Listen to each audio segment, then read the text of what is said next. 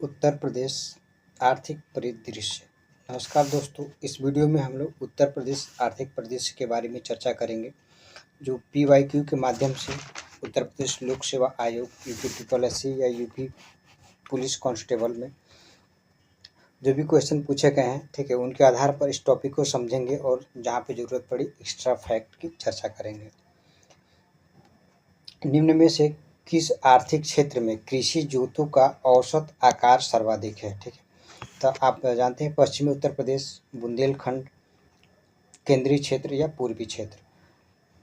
तो कृषि का औसत जोत बुंदेलखंड में सर्वाधिक है। ठीक है, बुंदेलखंड सर्वाधिक में होने का कारण ये है कि यह क्षेत्र सूखा प्रभावित क्षेत्र है। ठीक है, उत्तर प्रदेश का एक ऐसा क्षेत्र है जो सूखा प्रभावित क्षेत्र है। ठीक है, यहाँ पर जनघनत्व तो काफ़ी कम है, इसलिए यहाँ पे कृषि जोतों का औसत आकार सर्वाधिक है।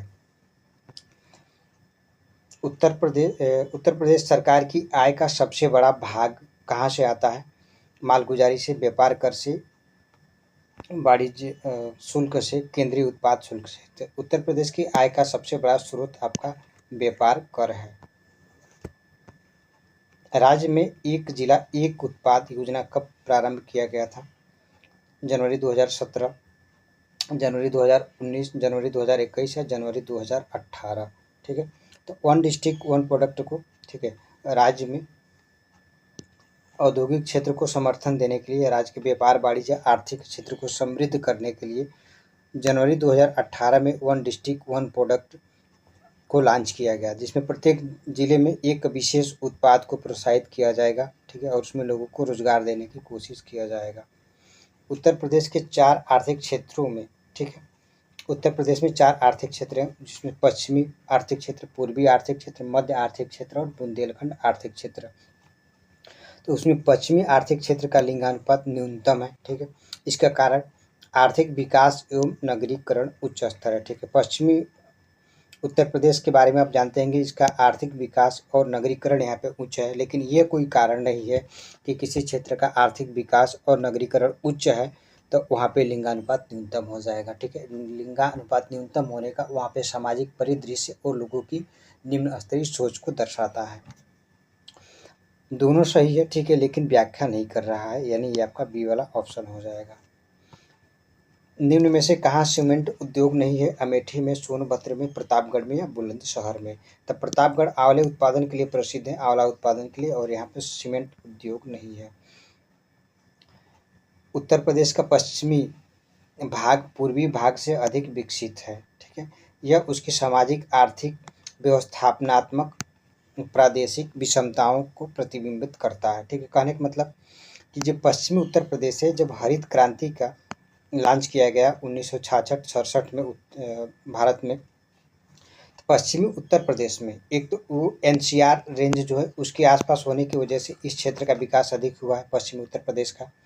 ठीक है, पश्चिमी उत्तर प्रदेश के जो 8 जिले हैं वो NCR रेंज में शामिल हैं। ठीक है, NCR में पश्चिमी उत्तर प्रदेश के 8 जिले हैं। दूसरे कारण ये है कि पश्चिमी उत्तर प्रदेश हरित क्रांति से बहुत अधिक लाभान्वित हुआ। इसके लाभान्वित होने का कारण क्या है कि वहाँ पे बीज, उर्वरक, ठीक है, और सिंचाई सुविधा पूर्वी उत्तर प्रदेश की अपेक्षा पश्चिमी उत्तर प्रदेश में अधिक होने की वजह से इसका विकास पूरब की अपेक्षा पश्चिम अधिक हुआ है। ठीक, मतलब एक तो NCR क्षेत्र, ठीक है, दिल्ली राष्ट्रीय राजधानी क्षेत्र के आसपास होने की वजह से, ठीक है, और जो है कि यहाँ पे हरित क्रांति का अधिक लाभ होने की वजह से पश्चिमी उत्तर प्रदेश का अधिक विकास हुआ है। ठीक है, दोनों सही है, व्याख्या भी कर रहा है इसमें।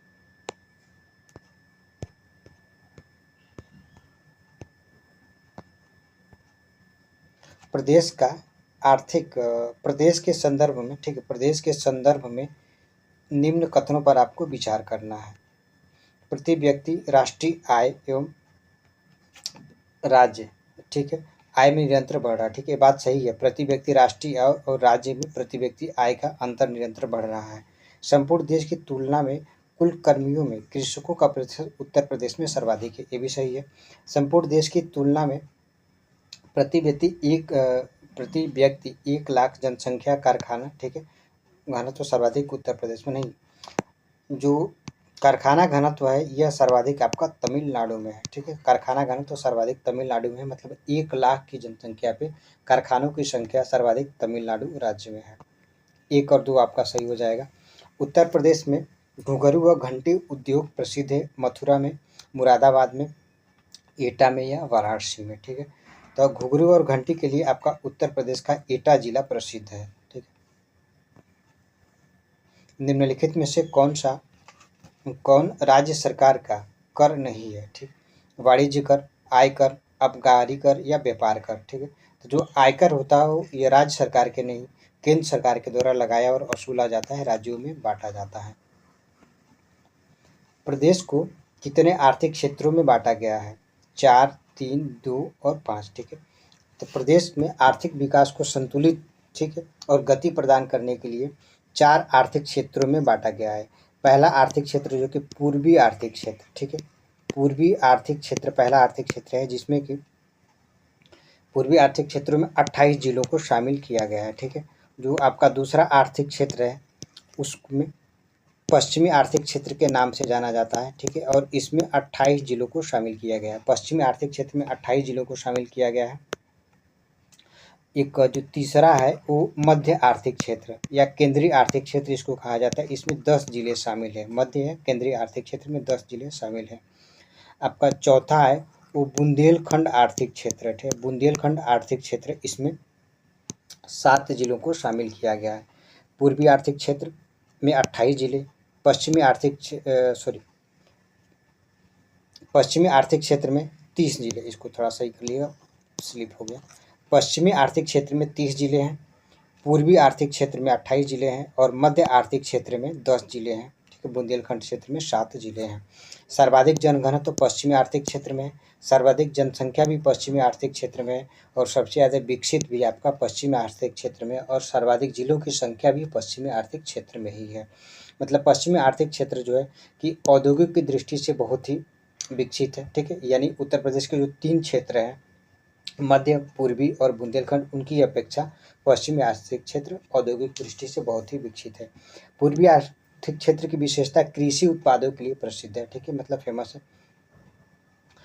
मध्य आर्थिक क्षेत्र आपका ये राष्ट्रीय राजधानी क्षेत्र वाला जो राष्ट्रीय राजधानी मतलब लखनऊ के आसपास वाला क्षेत्र है। ठीक है, वाराणसी, और ये क्षेत्र जो है कि प्रशासनिक दृष्टि से अधिक विकसित है। बुंदेलखंड वाला क्षेत्र सूखा प्रभावित क्षेत्र है और सबसे कम विकसित क्षेत्र है ये। प्रदेश में सर्वाधिक जनसंख्या वाला आर्थिक क्षेत्र कौन सा है? पूर्वी, पश्चिमी, केंद्रीय या बुंदेलखंड? तो पश्चिमी आर्थिक क्षेत्र में जनसंख्या घनत्व या जनसंख्या सर्वाधिक है। प्रदेश में सर्वाधिक पिछड़ा हुआ क्षेत्र कौन सा आर्थिक क्षेत्र है? पूर्वी क्षेत्र, पश्चिमी क्षेत्र, केंद्रीय क्षेत्र, बुंदेलखंड क्षेत्र। बुंदेलखंड क्षेत्र औद्योगिक दृष्टि से तो बहुत ज़्यादा पिछड़ा हुआ है। यह सूखा प्रभावित क्षेत्र है, तो यहाँ पे कृषि के विकास के लिए भी अनुकूल पर्यावरण नहीं है, लेकिन यह क्षेत्र मोटे अनाज, ठीक है, मोटे अनाज और दलहनी फसलों के विकास के लिए अनुकूल है। ठीक है, इस क्षेत्र में मोटे अनाज और दलहनी फसलों का उत्पादन किया जाता है। प्रदेश के कुल कर्मकारों में सर्वाधिक प्रतिशत किनका है? कृषि का, उद्योग का, सेवा क्षेत्र का या औद्योगिक सेवा क्षेत्र का? तो सर्वाधिक जो कृषि का जो कुल कर्मकार लगे हैं, जो कार्य करने वाले जो व्यक्ति हैं, ठीक है, कर्मकारों को सर्वाधिक नियोजन कृषि क्षेत्र में हुआ है।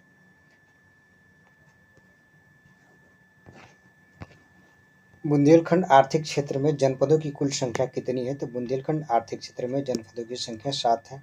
औद्योगिक विकास की दृष्टि से उत्तर प्रदेश का कौन सा क्षेत्र सर्वाधिक विकसित है? पश्चिमी क्षेत्र, पूर्वी क्षेत्र, बुंदेलखंड क्षेत्र या मध्य क्षेत्र?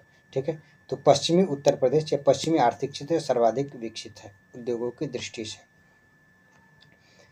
उत्तर प्रदेश में न्यूनतम मूल्य वर्धित कर वैट को लागू किया गया था 1 अप्रैल 2007 से, 1 जनवरी 2008 से, 1 जनवरी 2009 और 1 अप्रैल 2008 से। तो प्रदेश में जो वैट है, वैल्यू एडेड टैक्स, ठीक, 1 जनवरी 2008 से लागू किया गया। वासुरी उद्योग के लिए प्रसिद्ध है चित्रकूट, मथुरा, पीलीभीत या सहारनपुर। तो वासुरी उद्योग के लिए आपका पीलीभीत प्रसिद्ध है। चित्रकूट के बारे में एक चीज़ आपको बनाया था, मैं बताया था, इसको आश्चर्यजनक, ठीक है, आश्चर्यजनक भूमि का क्षेत्र या आश्चर्यजनक पर्वतों का क्षेत्र कहा जाता है चित्रकूट को। मथुरा एक धार्मिक और पर्यटन स्थल है। सहारनपुर कागज उद्योग के लिए और नींबू वंशी फल के उत्पादन के लिए प्रसिद्ध है, मतलब संतरा वगैरह और नींबू वगैरह थोड़े खट्टे फल यहाँ पे उत्पादित होता है। उत्तर प्रदेश सरकार की आय का सबसे बड़ा भाग क्या है? केंद्रीय एक्साइज ड्यूटी, भू राजस्व कर, व्यापार कर और पंजीकरण शुल्क। ठीक है, उत्तर प्रदेश की आय का सबसे बड़ा स्रोत यहाँ का व्यापार कर है। रेणुकूट हिंडाल्को की स्थिति का मुख्य कारण क्या है? इसकी निकटता, सस्ते श्रम, कच्चे माल, बाजार या शक्ति स्रोत। ठीक है, तो जहाँ पे भी एल्युमिनियम उद्योग लगाया जाता है वो शक्ति के स्रोत के पास ही लगाया जाता है, क्योंकि इस उद्योग को शक्ति की बहुत ही अधिक आवश्यकता होती है, मतलब ऊर्जा की। तो इस शक्ति के स्रोत के पास लगाया गया है हिंडाल्को को। निम्न में से कौन प्रदेश का पारंपरिक उद्योग नहीं है? चीनी उद्योग, उर्वरक उद्योग, सीमेंट और सूती वस्त्र। तो उर्वरक उद्योग उत्तर प्रदेश का कोई पारंपरिक उद्योग नहीं है, चीनी, सीमेंट और सूती वस्त्र है। निम्न में से किस हेतु फर्रुखाबाद जाना जाता है? कालीन उद्योग, छपाई, फर्मा, इत्र या कांच के निर्माण। तो जो फर्रुखाबाद है ये आपका छपाई फर्मा के लिए प्रसिद्ध है। उत्तर प्रदेश के निम्न उद्योगों का सही अनुक्रम उनके केंद्र को सम्मिलित करना है। आंवला, आंवला आप जानते हैं उर्वरक उत्पादन के लिए प्रसिद्ध है, मोदीनगर रबर के लिए, बाराबंकी पॉलीफाइबर के लिए, कानपुर विस्फोटक और ऊनी वस्त्रों के लिए। ठीक है, ऊनी वस्त्रों के लिए और विस्फोटक के लिए कानपुर विशेष, और चमड़ा उद्योग, ठीक है, चर्म उद्योग के लिए प्रसिद्ध है कानपुर।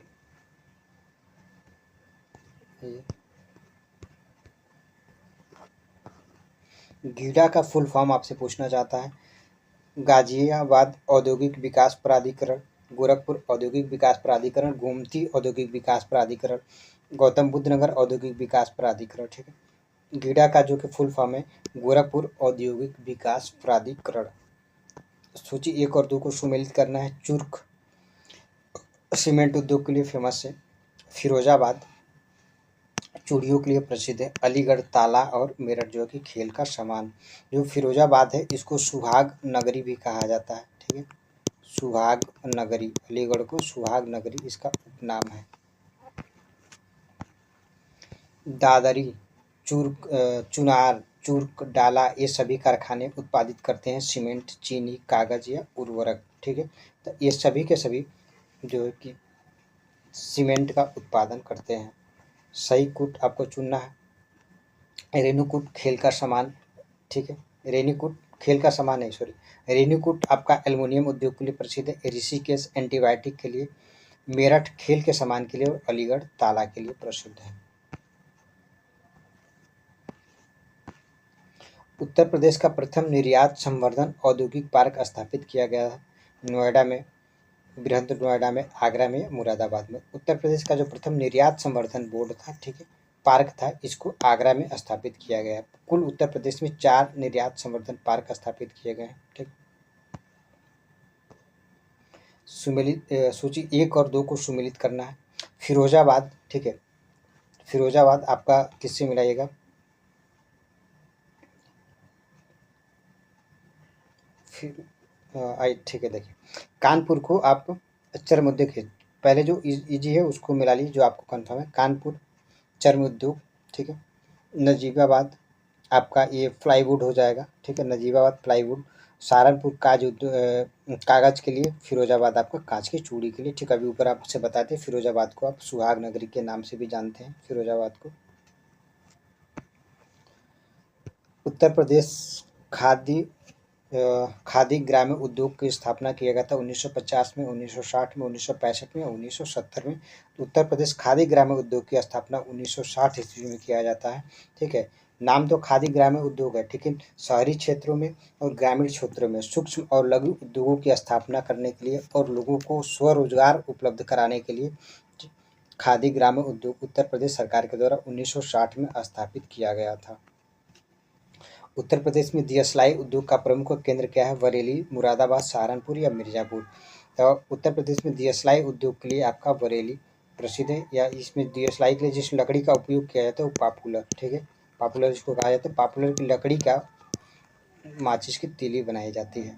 ठीक, आइए कुछ और क्वेश्चन है इसमें, चूँकि ये लंबा चैप्टर है तो बाकी का वीडियो अगले वाले लेक्चर में कर देंगे।